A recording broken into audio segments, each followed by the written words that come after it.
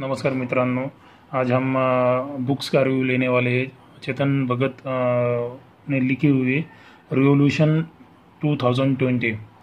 ये बुक्स प्रेम, भ्रष्टाचार और महत्वाकांक्षा इस रिलेटेड लिखी हुई बुक्स है रिवोल्यूशन 2020। इसका मराठी अनुवाद सुप्रिया वकील इन्होंने किया हुआ है और इसका पब्लिकेशन जायको पब्लिकेशन है। ये बुक्स क्यों खरीदनी चाहिए इसके बारे में हम थोडी मालूमात लेंगे।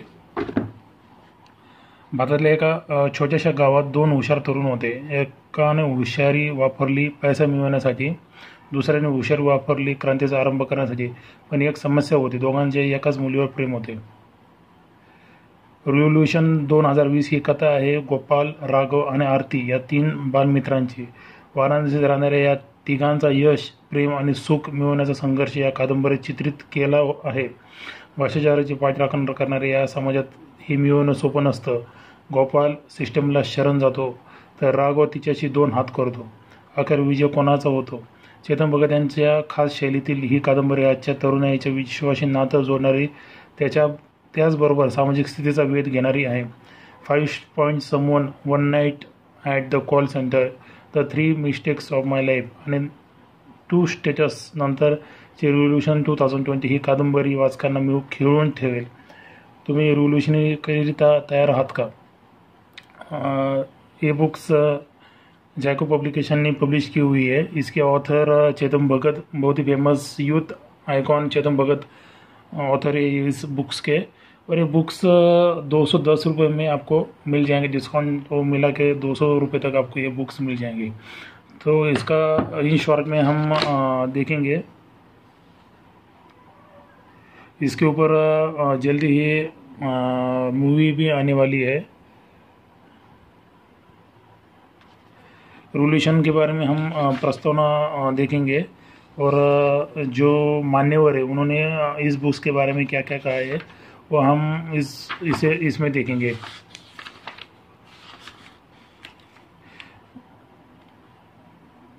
ये बुक्स का फर्स्ट पब्लिकेशन 2013 में हुई थी, उसके बाद सेकंड पब्लिकेशन 2015 में हुई।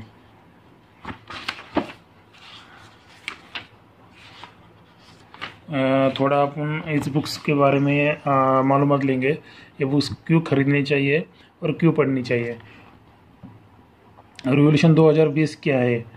चेतन भगत यांच्या सर्वाधिक खपाच्या कादंबऱ्या 5 point someone 2004, one night at the call centre 2005, the 3 mistakes of my life 2008 आणि 2 states the story of my marriage 2009। Chetan Bhagat यांच्या पुस्तकांना प्रचंड लोकप्रियता लाभली असून त्यांच्या कादंबऱ्यावर बॉलिवूडमध्ये हे चित्रपट होत आहेत। द न्यूयॉर्क टाइम्सने भारतीय इतिहासातील इंग्रजी भाषेतील कादंबरीमधील सर्वाधिक खपाचा लेखक असा त्यांचा गौरव केला आहे। टाइम मासिकाने जगातील 100 सर्वात प्रभावशाली व्यक्तींमध्ये त्यांची गणना केली आहे, तर अमेरिकेतील फास्ट कंपनीने बिझनेसमधील 100 सर्वाधिक सर्जनशील व्यक्तीमध्ये त्यांचा समावेश केला आहे। चेतन भगत आघाडीच्या इंग्रजी व हिंदी वृत्तपत्रांचा तरुणाई व राष्ट्रीय विकासाच्या मुद्द्यावर लेखन करतात। त्याचबरोबर ते मोटिवेशनल स्पीकर ही आहेत। 2009 साली त्यांनी आंतरराष्ट्रीय इन्व्हेस्टमेंट बँकिंगमधील करिअर सोडून पूर्ण वेळ लेखनाला व देशात परिवर्तन घडवण्याच्या कार्याला वाहून घेण्याचा निर्णय घेतला। सध्या ते मुंबईत राहतात। पत्नी अनुषा IIM अहमदाबादमधील त्यांची वर्गमैत्रिणी आहे आणि श्याम व ईशान ही जुळी मुलं असं त्यांचे चौकोनी कुटुंब आहे। त्यांच्याविषयी अधिक जाणून घेण्यासाठी वा संपर्कासाठी www.chetanbhagat.com किंवा ईमेल info@chetanbhagat.com याच्यावर तुम्ही कॉन्टॅक्ट करू शकता। मान्यवर ह्या पुस्तकाबद्दल काय म्हणता आपण बघूया। बरेच लेखक मनातले भाव किंवा त्यांच्या विशिष्ट मत यशस्वीपणे कागदावर उतरवत असतात। चेतन भगत यांच्या पुस्तकात या दोन्ही गोष्टी आणि त्याहूनही खूप काही असतं। AR रहमान टाइम्सने चेतन भगत यांच्या जगातील 100 सर्वात प्रभावशाली व्यक्तींमध्ये समावेश केल्यानंतर टाइम मासिकात भारतातील उगवत्या उद्योजक वर्गाचा आवाज, फास्ट कंपनीचा मासिकात जागतिक स्तरावर बिझनेसमध्ये 100 सर्वाधिक सर्जनशील व्यक्ती म्हणून चेतन भगत यांचा समावेश करतात। भारतीय पेपरबॅक सम्राट द गार्डियन, भारतीय इतिहासातील इंग्रजी भाषेतील कादंबरीकारमधील सर्वाधिक खपाचा लेखक द न्यूयॉर्क टाइम्स, भारतीय प्रकाशन क्षेत्रातील Rockstar the times of India. Bhagat यांनी भारतातील तरुण वाचकांच्या हृदयाचे तार छेडून त्यांच्या मनात पुंज स्थान मिळवलं आहे. International Herald Tribune. रिव्होल्यूशन 2020. तर माझी आई, वाराणसी, पवित्र नदी आणि भारतीय विद्यार्थ्यांना हे बुक्स यांनी चेतन भगत सरांनी अर्पण केले आहे. आभार आणि प्रस्तावना आपण थोडक्यात बघूया. माझ्या वाचकांनी माझ्यावर भरभरून प्रेम केलं आहे आणि मला पाठबळ दिलं आहे, त्याबद्दल त्यांचे आभार. माझी काळजी वाहणाऱ्या परमेश्वराचे आभार. माझ्या पुस्तकाचे पहिले वाचक व संपादक शायनी अँटनी यांचे आभार.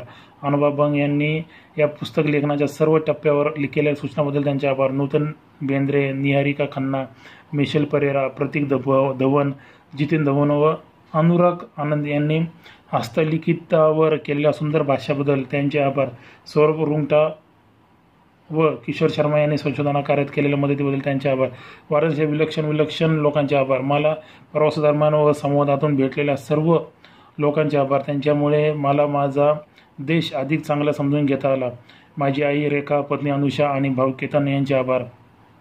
माझ्या आयुष्यात असल्याबद्दल. माझी मुलं ईशान व श्याम. मी जेव्हा गमते, उदास अशा मनस्थितीत असतो तेव्हा मला इट्स ओके डॅडी असं सांगत असतात, त्यांचे आभार. ही ट्विटर व फेसबुकवरच्या माझ्या विस्तारलेल्या कुटुंबाचे आभार.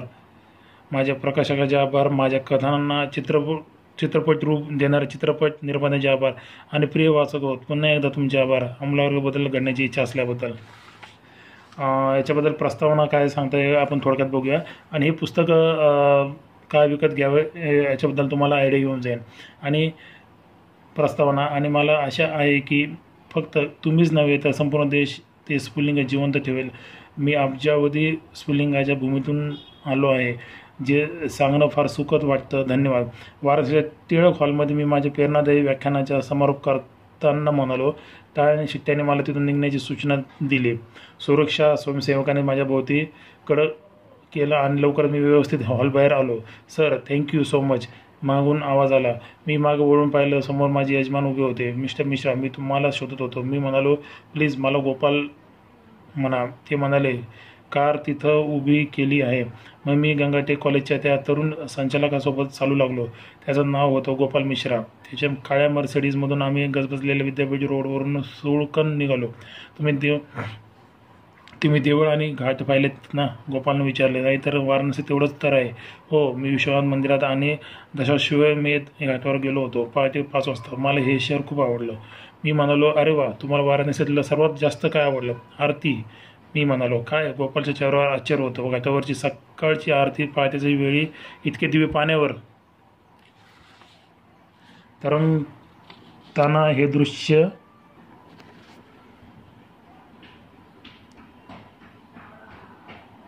मी पहिल्यांदाच पाहिलं. किंवा नयनरम्य आउट ऑफ पीस वर्ड. गोपालच्या कपाळावर आड्या उमटल्या.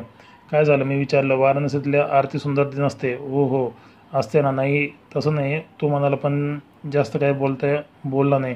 तू मला रामदा हॉटेलवर सोडशील? मी विचारलं.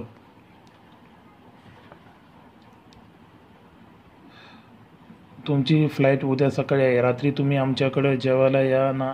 गोपाल म्हणाला. औपचारिकता कशाला? मी बोलू लागलो. तुम्ही आलंच पाहिजे. आपण एकत्र ड्रिंक घ्यायचं. माझ्याकडे जगातली सगळ्यात उंची विस्की आहे, तो म्हणाला. मी मान डोलवून हसलो. थँक्स गोपाल, पण मी फारसं पित नाही. चेतन सर, एक ड्रिंक्स. मी लोकांना सांगू शकेन की मी चेतन भगत यांच्याबरोबर ड्रिंक घेतले म्हणून. मी हसलो. त्यात फुशारकी मारण्यासारखं काही नाही. तरीही तुम्ही इच्छा असेल तर तसं सांग. त्यासाठी तू माझ्यासोबत खरोखर ड्रिंक घ्यायची गरज नाही. नाही तसं नाही सर, मला खरंच तुमच्याबरोबर ड्रिंक घ्यायचं आहे. मी त्याच्या डोळ्यात भावुकता पाहिली. त्याने गेल्या 6 महिन्यात मला 20 आमंत्रण पाठवले होते. अखेर मी ते स्वीकारेपर्यंत आणि तो चिकाची सोडणार नाही हे माझ्या लक्षात आलं होतं. Okay, 1 drink. आपल्याला नंतर पश्चाताप करावा लागणार नाही अशी मनोमन आशा करत मी होकार दिला.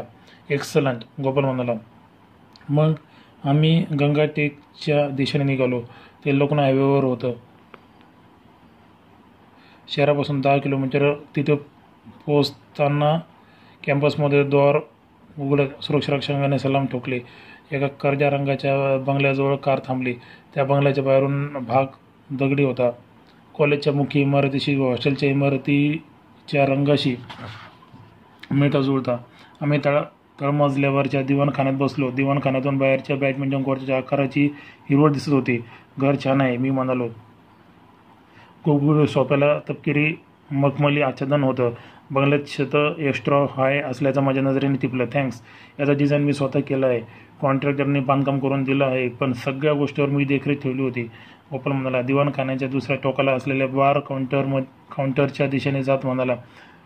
हा इंजिनिअरिंग कॉलेजच्या डायरेक्टरचा बंगला आहे. तुम्ही तुमच्या मित्रासोबत एकदा इथं घुसला होता, होय ना? तुला कसं कळलं? मी विचारलं. सगळ्यांना माहीत आहे. आम्ही पुस्तक वाचलं आहे, सिनेमा पाहिला आहे. त्यावर आम्ही दोघंही हसलो आणि त्याने ग्लासमध्ये सरळ हस्ती विस्की ओतली आणि तो क्रिस्टल ग्लास मला दिला. थँक्यू.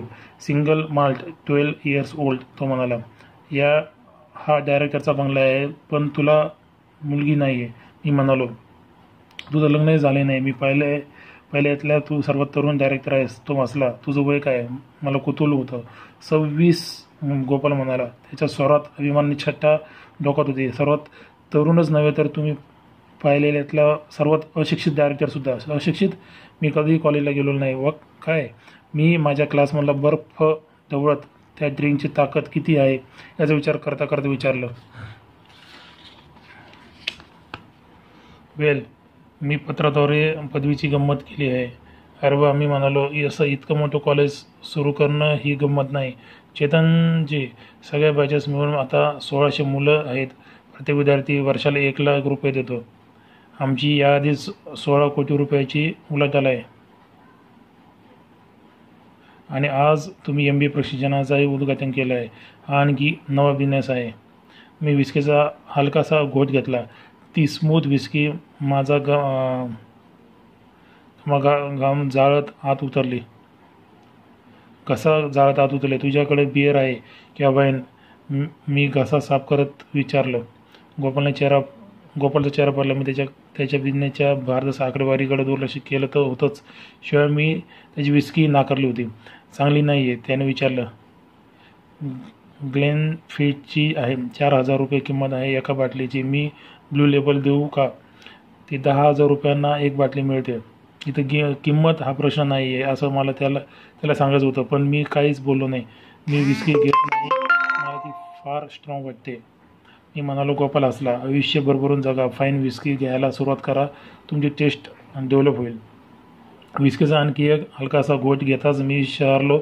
त्याने स्मित करत माझ्या ड्रिंकमध्ये आणखी पाणी ओतलं. त्यामुळे स्कॉचची वाट लागली, पण माझ्या मानसिक तोल सांभाळला गेला. आयुष्य मजेत घालवलं पाहिजे. माझ्याकडे पहा, यावर्षी मी 4 कोटी रुपये मिळवेन, पण जर मी त्याचा आनंदच उपभोगला नाही तर त्याचा काय अर्थ आहे? जगाच्या बहुतेकशा प्रदेशामध्ये तुमच्या मिळकतीबद्दल बोलणं निषिद्ध मानलं जातं, पण भारतात आपल्या मिळकतीचे आकडे आपली रास सांगावी तसे सांगितले जातात. विशेषतः तुमच्यापाशी बकळ पैसा असेल तर मग नक्कीच. त्याचा हा प्रश्न मला असण्यापेक्षा स्वतःलाच असावा असं वाटत होतं. त्याचे गडद डोळे माझ्या आरपार वेध घेत होते. त्याने अवधानी हवं होतं, बाकी तो गव्हाळ रंगाचा, 5 फूट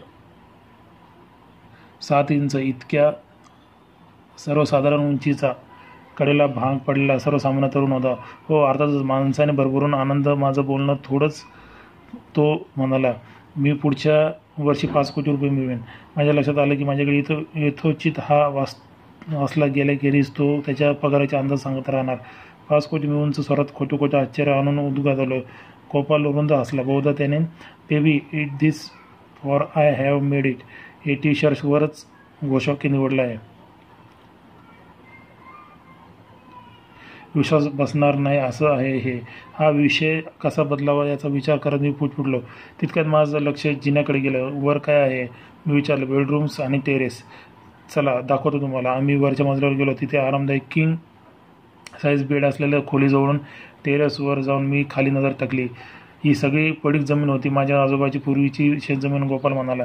10 एकर आहे. मी अंदाज बांधला. 15 एकर आहे. आमची आणखी 15 एकर जमीन होती, पण बांधकामासाठी पैसा जमवायला ती जमीन विकली. त्याने फ्लड लाईटने उजाळलेल्या कॅम्पसमध्ये पूर्वेकडच्या भिंतीला बाजूला दिव्याचा छोटा रांग दाखवत मला सांगितलं. तो बघा त्या बाजूला मॉल उभा राहतोय. भारतातल्या प्रत्येक शहरात आता मॉल्स उभे राहत आहेत. मी म्हणालो, इंडिया शायनिंग चेतनजी. तो माझ्या ग्लासला ग्लास भिडवत म्हणाला. गोपाल माझ्या 5 पट वेगाने पित होता. माझ्या एकाच प्यायला संपायच्या आत त्याने 5वा ग्लास भरला होता.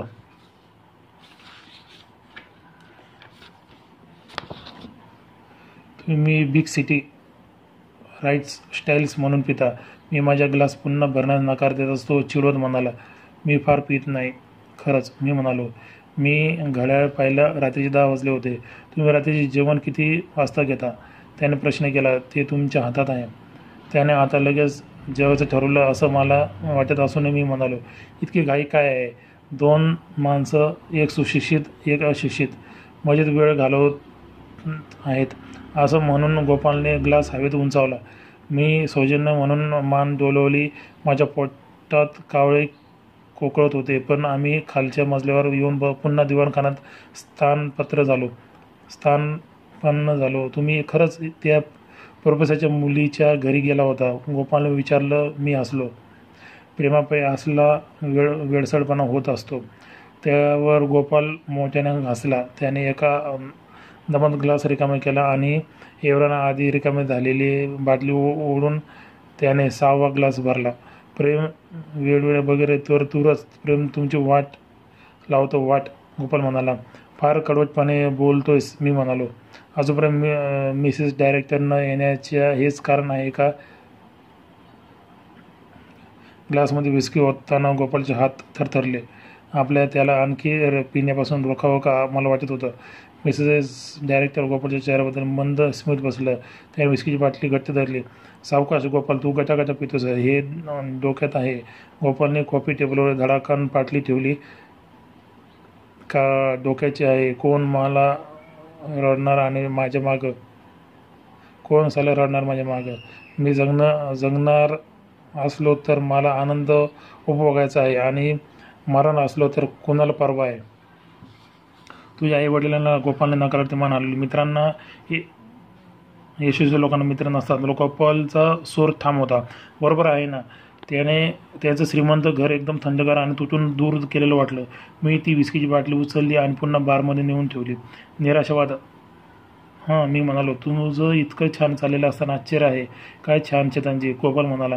एव्हाना त्याला पूर्ण चढली होती आणि त्यामुळे तो पूर्णतः प्रामाणिकपणे बोलणार असं गृहीत धरायला हरकत नव्हती.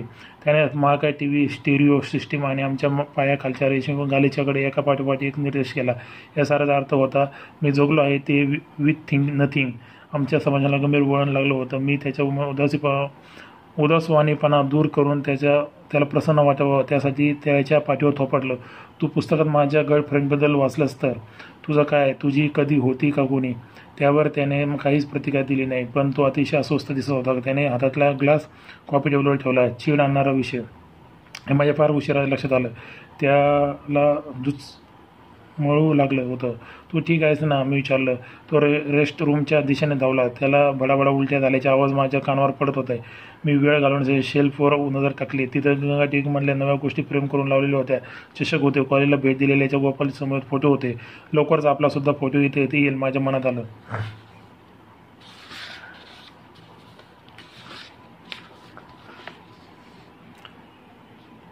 20 मिनिट झाले तरी गोपाल परत आला नाही. तेव्हा मी कामवालीला हाक मारली. तिथं मला बाथरूमजवळ नेलं. मी दारावर टकाटका गेले. आतून काहीतरी उत्तर आलं नाही. मग मी दार धडाधड वाजवलं तर काहीच प्रतिसाद आला नाही. आपल्याला दार फोडावं लागणार असं दिसावं, कामवाली म्हणाली. माझ्या मनात आलं, कॉलेज ओरिएंटेशन प्रोग्रामच्या प्रमुख पाहुणा म्हणून आलेल्या मी वाराणसीच्या स्वच्छतागृहाचे दरवाजे बळाने उघडण्याच्या कार्यात कसा काय सहभागी झालो. अश्विनीच्या बेडरूममध्ये चांदरीचा खुसफुस कानावर पडताच मी डुलकीतून जागा झालो. बेडरूम घड्याळाचे 3 वाजले होते. मी बेशुद्ध अवस्थेच्या गोपालच्या वाराणसीच्या लंका भागात असलेल्या हेरिटेज हॉस्पिटलमध्ये आणलं होतं. आता गोपाल बेडवर उठून बसला होता. कान आणि कपाळ या दरम्यानचा भाग चोळत होता. त्याच्या हँगओव्हरने मला माझ्या कॉलेजच्या दिवसाची आठवण करून दिली. फक्त इथं विद्यार्थ्यांचं नव्हे तर डायरेक्टरलाच जास्त झाली होती. तुम्ही रात्रभर इथं होता? त्याने अचानक विचारले. मी माझ्या यजमानाला आय एम सॉरी, मी जरा जास्तच घेतली. गोपाल शरमून हसला. तू ठीक आहेस? हो, मी छान आहे. नाही, आताच विचारत नाही. तुझं ऐकून ठीक चाललं आहे ना? त्याने नजर दुसरीकडे वळवली आणि ती विरुद्ध दिशेच्या भिंतीवर खेळवली. गोपाल, कसं चाललंय तुझं? मी मुद्रूपणे विचारलं. त्याने काहीच उत्तर दिलं नाही. मिनिट मिळून उठलो. मला निघायला हवं. फ्लाईटने आधी थोडी झोप मिळेल. मी दरवाजाच्या दिशेने निघालो. चेतनजी, मी तुम्हाला चांगला माणूस वाटतो का हो? त्याने विचारलं. मी मागं वळून पाहिलं. मी चांगला आहे. त्याने पुन्हा विचारलं. मी खांदे उडवून, गोपाल, आपली ओळख नाही तू? मी म्हणालो, तुम्हाला असं वाटतं तर तू बरंच काही मिळवलं आहेस. Ticket easy. अगदी महागड्या विस्कीसुद्धा अपायकारक ठरू शकतात. त्याने किती हसून जराशी मान डोलवली. मी काही प्रमाणात घेत जाईन. तो म्हणाला, आणखी काही? तू तरुण आहेस. प्रेमापायी इतक्यात सगळं सोडून देऊ नकोस. मी घड्याळात पाहत म्हणालो, मला खरंच निघायला हवं. सकाळच्या आरतीची वेळ होतच राहिली. तिचं नाव तेच आहे. तो म्हणाला, मला तिथे अजिबात थांबायचं नव्हतं, पण माझा पाय अडकलाय. काय नाव म्हणालास? कुणाचं नाव? मी विचारलं. आपल्याला काय करायचं आहे? आपण लवकर तिथून निघायला पाहिजे. या गोष्टीची मी स्वतःवर आठवण करून देत म्हणतो. तर मी विचारलं, आरती? तो म्हणाला, कोण आरती? तुझी आवडती कोणी? ती? मी तर्क लोडाला. आवडती हा शब्द पुरेसा नाही चेतनजी. तुझं तिच्यावर प्रेम होतं. मी स्मित करत विचारलं. वाराणसीला प्रत्येक साधू आणि धर्मगुरू डोळ्यापुढे आणा. त्या सगळ्यांची भक्ती एकत्र केली तर त्यापेक्षा जास्त प्रेम मी तिच्यावर केलं आहे. मी या दोन भिन्न गोष्टीचा मेळ घालायचा प्रयत्न केला. मला झोपेची गरज होती, पण उत्सुकतेने त्यावर मात केली आणि मी आणखी एक प्रश्न केला. तिचंही तुझ्यावर प्रेम होतं? त्याने काही वेळ या प्रश्नावर चिंतन केलं आणि म्हणाला, तिचं माझ्यावर फक्त प्रेमच नव्हतं, ती माझी स्वामिनी होती. मी या पायावरून त्या पायावर झालो. माझ्या समोर अजून अख्खा दिवस होता. रात्रभर झोपणं मिळणं काही बरं नव्हतं. तरी माझ्या तोंडून निसटलंच. मग काय झालं आरती आणि तुझ्यात? गोपाल हसला. चेतनजी, ही मुलाखत नाही. एकतर तुम्ही बसा आणि या मूर्ख माणसाची सगळी कहाणी तरी ऐका, नाही तर निघून तरी जा. हे तुम्ही ठरवायचं आहे. त्याचे काळेशार डोळे माझ्या डोळ्यात पाहत होते. त्या तरुण डायरेक्टरबद्दल का कोण जाणे, पण माझ्या मनात कुतूहल निर्माण झालं होतं. त्याची विलक्षण कर्तव्यकारी, त्याचा चढेलपणा, त्याची व्यथित स्वर, हे विलक्षण धार्मिक शहर, यामुळे मला त्याच्याबद्दल अधिक जाणून घ्यावं असं वाटू लागलं. मी दीर्घ उसासा सोडला. त्याने जवळच्या खुर्चीकडे खून केले. ओके, सांग मला तुझी कहाणी. असं म्हणून मी खुर्चीत बसलो. आणि एक ड्रिंक घेणार? गोपालने विचारलं. मी त्याच्याकडे तीक्ष्ण नजर टाकली. तो हसला. म्हणजे चहा असं म्हणायचं मला? तो म्हणाला, आम्ही गरमागरम मसाला चहा आणि ग्लुकोजची बिस्किटे मागवली. गप्पासाठी यापेक्षा चांगली सोबत दुसरी नसते. कुठून सुरुवात करू? गोपालने विचारलं. आपण आरतीपासून सुरुवात करूया. तुझी अशी अवस्था करणाऱ्या मुलीपासून. आरती आम्ही पहिल्यांदा भेटलो त्याच दिवशी मी तिच्यामुळे अडचणीत आलो होतो. गोपाल म्हणाला. मी चहात बिस्किट बुडवत त्याची कहाणी ऐकू लागलो. पूर्ण कहाणी ऐकण्यासाठी चेतन भगत यांचं रिव्होल्यूशन 2020 हे पुस्तक नक्की विकत घ्या, नक्की वाचा. एक तरुण नेतृत्व, उगवतं नेतृत्व, बिझनेसमध्ये यशस्वी नेतृत्व एक त्याच्यात दाखवलेले आहे. पण ह्या पुस्तकामध्ये एक तरुण अवस्थेमध्ये झालेला एक देवदास किंवा तरुण अवस्थेमध्ये झालेले प्रेमभंग सुद्धा ह्या पुस्तकामध्ये दाखवलेले आहे. तर डिटेलमध्ये माहिती मिळवण्यासाठी हे पुस्तक विकत घ्यावे आणि वाचावे. धन्यवाद.